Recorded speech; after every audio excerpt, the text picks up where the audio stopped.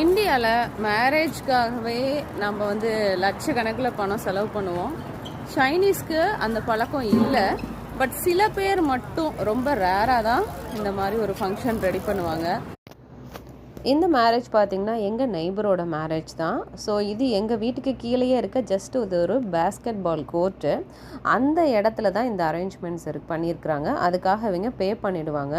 இந்த ஃபங்க்ஷன் இந்த மாதிரி பாருங்களேன், நம்ம ஊரில் வந்து எல்லோரையும் வரிசையாக உட்கார வச்சு ஒவ்வொருத்தருக்கா என்ன வேணும்னு கேட்டு சர்வ் பண்ணுவோம். பட் இவங்களோட பேட்டர்ன் என்ன அப்படின்னா, ஒரு சர்க்கிளாக தான் இருக்கும் இவங்களோட டேபிள். அந்த டேபிளில் ஒரு 10 பேர் 8 பேர் அந்த மாதிரி ஒரு டேபிளுக்கும் அரேஞ்ச் பண்ணியிருப்பாங்க. ஒரு டேபிளுக்கு ஒரு பிளேட் வச்சுருவாங்க. வேணும்னா கண்டிப்பாக தருவாங்க. இங்கே பார்த்தீங்களா, இதே மாதிரி தான் ரவுண்டாக இருப்பாங்க.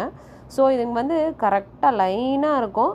1 by 1 எது கொண்டு வந்தாலும் அங்கே எத்தனை டேபிள் இருக்கோ அத்தனை பிளேட் அங்கே இருக்கும். இப்போ ஜூஸ் எடுத்துகிட்டு வராங்கன்னா ஒரு 20 டேபிள் போட்டிருக்காங்கன்னா 20 ஜக் ஆஃப் ஜூஸ் இருக்கும். ஒவ்வொரு டேபிளையும் மிஸ் பண்ணாமல் வச்சுருப்பாங்க. ஸோ இவங்களும் எப்பயும் போல் ஆல்கஹால்ஸ்லாம் யூஸ் பண்ணுவாங்க. ஸோ பக்கத்துலேயே வந்து குக்கிங் வந்து பார்த்திங்கன்னா காலையிலேருந்தே ஆரம்பிச்சிட்டாங்க. ஸோ ஒரே வாசனை எங்கள் வீட்டுக்கு மேலே வந்துகிட்டே இருந்துச்சு.